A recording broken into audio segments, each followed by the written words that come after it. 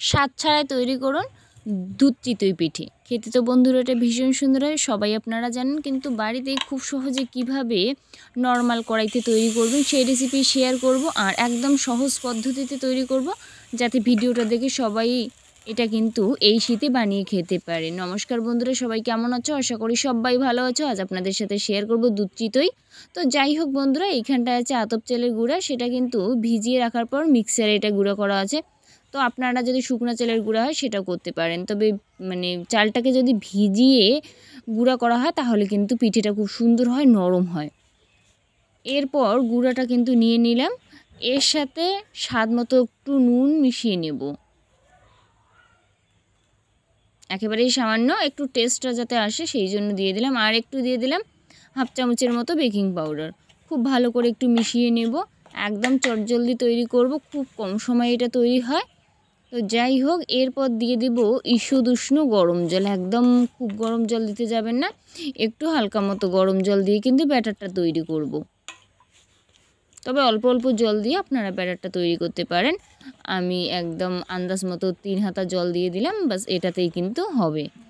তো ভালোভাবে কিন্তু এটা ফেটানো লাগবে, একটু সময় নিয়ে ফেটালে পরে না এই পিঠেটা নরম তুলতুলে আর খুব সুন্দর কিন্তু হবে, জালিদার।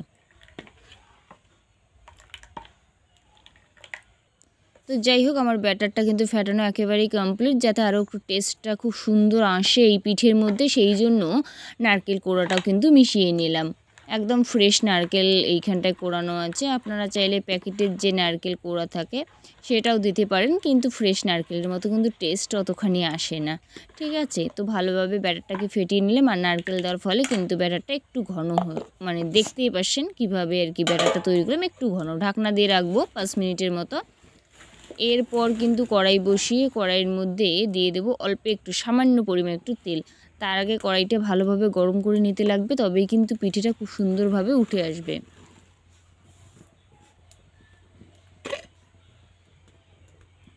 কড়াইটা কিন্তু ভালোভাবে গরম করে নেওয়ার পর দিয়ে দিলাম 1 ফোঁটার মতো তেল। এরপর খুন্তি দিয়ে চারদিকে একটু ঘুরিয়ে নেব তেলটাকে, যাতে পিঠেটা খুব সহজেই উঠে আসে। তো সেই জন্য 1 ফোঁটা তেল ফার্স্টে কিন্তু কড়াইয়ের মধ্যে দিতেই লাগবে অবশ্যই, নইলে কিন্তু পিঠেটা উঠে আসবে না। তো তেলটা দিয়েও একটু অপেক্ষা করা লাগবে 2-3 মিনিটের মতো। এরপর ব্যাটারটাকে কিন্তু ভালোভাবে ফেটিয়ে নিয়ে এটা কিন্তু 1 হাতার মতো দিয়ে দেব ব্যাটারটা।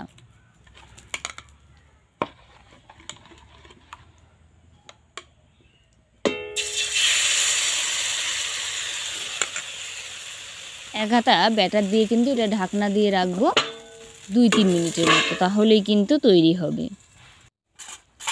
তো 2 মিনিট পর ঢাকনাটা খুলছি, দেখুন কতটা সুন্দর হয় বন্ধুরা পিঠেটা। একদম কিন্তু দেখুন কতটা জালিদার আর কতটা সুন্দর হয়। যেহেতু ব্যাটারটা ভেজানোর পরে 5 মিনিটের মতো রাখছিলাম, তো আপনারা একটু সময় নিয়ে রাখবেন, তাহলে পিঠেটা আরও বেশি ফুলবে। আর এই কড়াইতে একটু লালচে হলো, কারণ তেলটা দিয়েছিলাম ওই জন্য হালকা মতো একটু লাল হলো। তো যাই হোক, ওটার কোনো ব্যাপার নেই। আর একটু জল দিয়ে ঢাকনা দিলাম, দিয়ে কিন্তু ঢাকনাটা খুলবো।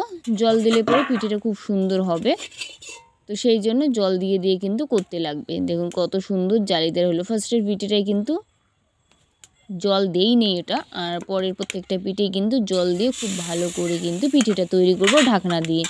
জল না দিলেও হবে, জল দিলেও হবে, সেটা আপনাদের ব্যাপার। জল দিয়ে ঢাকনা দিলে কিন্তু পিঠেটা একটু বেশি ফুলবে, আর জল না দিলে একটু কম ফুলবে আর কি। তো যাই হোক, আপনাদের যেটা মনে হবে সেটা আপনারা করতে পারেন। খুব সুন্দরভাবে পিঠেটা কিন্তু রেডি। দেখুন সবগুলো পিঠেই কতটা সুন্দর হয়, কতটা নরম, আর বাইরেটাও যতটা সুন্দর, দেখুন ভিতরটাও কিন্তু ঠিক ততটাই। কড়াইয়ের দিক যেটা ছিল সেটাও কিন্তু ভালো হয়, একেবারেই পোড়া লাগে না, একদম সুন্দরভাবে কিন্তু উঠে আসে বা সুন্দর হয়। দেখুন একটু জল দিলে পরে এটা দারুণ হয় পিঠে। একদম সহজ পদ্ধতিতে দেখালাম আপনাদের বাড়িতে। নর্মাল এরকম কড়াই কিন্তু সবার বাড়িতেই থাকে, মাটির শাঁস কিন্তু সবার বাড়িতে থাকে না, তো এটা কিন্তু সবার বাড়িতেই থাকে। আপনারা খুব সহজেই এটা তৈরি করে খেতে পারবেন। এটা তো দারুণ লাগে বন্ধুরা, আপনারা সবাই জানেন। তবে এইভাবে যদি তৈরি করা যায়, পিঠে হবে নরম তুলতুলে, পরের দিনও কিন্তু থাকবে নরম। ওই বয়স্ক যারা লোক থাকবে, যাদের দাঁত নেই, তারাও কিন্তু খুব সহজে খেতে পারবে। এইভাবে একবার প্লিজ বাড়িতে বানিয়ে দেখবেন। পিঠেটা বানানোর পরে এক সাইডে রাখলাম, রাখার পরে এই পাশে আছে ঘন করা দুধ, কড়াইতে দিয়ে দিলাম। তো এরপর দিয়ে দেবো ওই মুখ ফাটানো 2টো এলাচ, স্বাদ মতো একটু দিয়ে দেবো চিনি, চিনি দিয়ে ভালোভাবে মিশিয়ে নেওয়ার পর দিয়ে দিলাম একটু নারকেল কোড়া, তাতে খেতে বেশ ভালোই লাগবে। আর পিঠের মধ্যে কিন্তু নারকেল কোড়া দেওয়াই আছে। এরপর একে একে পিঠে দিব একটা করে, আর কড়াইয়ের একদিকে কিন্তু তুলে নেব, বেশিক্ষণ রাখতে যাবেন না, নইলে পিঠেটা একেবারেই কিন্তু নেতিয়ে যাবে। তো সব পিঠে এক একটা করেই এইভাবে কড়াইয়ের মধ্যে একটু দুধের মধ্যে দিয়ে 2 মিনিট রাখার পর কিন্তু তুলে নেব এইভাবে কড়াইয়ের উপরে। দেখুন আপনারা দেখলেই হয়তো বুঝতেই পারবেন কত সহজে এই পিঠেটা তৈরি করা যায়। সব পিঠে কিন্তু একে একে এইভাবে দিতে লাগবে, আর দিয়ে কিন্তু 2 মিনিটের মতো রাখলেই কিন্তু সুন্দরভাবে পিঠেটা আমার রেডি। এবার নামিয়ে নেব। আপনারাই দেখুন বন্ধুরা কতটা সুন্দর হয়, খেতে তো বন্ধুরা ভীষণ সুন্দর হয়, আর বানানোও কিন্তু খুব সহজ। তো প্লিজ একবার এই শীতে এইভাবে দুধ চিতই বানিয়ে দেখবেন, আশা করি সবার ভালো লাগবে। ভালো লাগলে অবশ্যই লাইক কমেন্ট শেয়ার করে দেবেন। আর যদি এই চ্যানেলে প্রথমবার আমার রান্নার ভিডিও দেখছেন, প্লিজ চ্যানেলটাকে সাবস্ক্রাইব করে রাখবেন।